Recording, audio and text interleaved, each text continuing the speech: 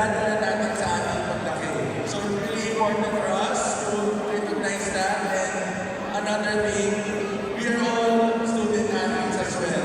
We believe that active kids are better learners at school. So Milo is really happy and proud to support our event this afternoon because we believe that we are here to nourish kids' journey to success with the nutritious energy and the inspiration to grow in sports. Okay? That's the first one.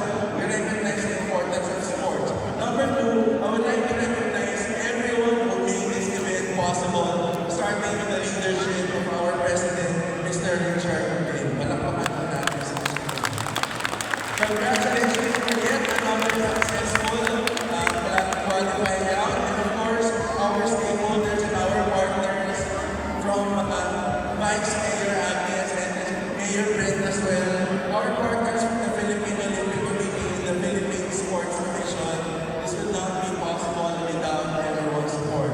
And lastly, allow me to recognize important people who helped all of us be where we are today. Let's start with our coaches.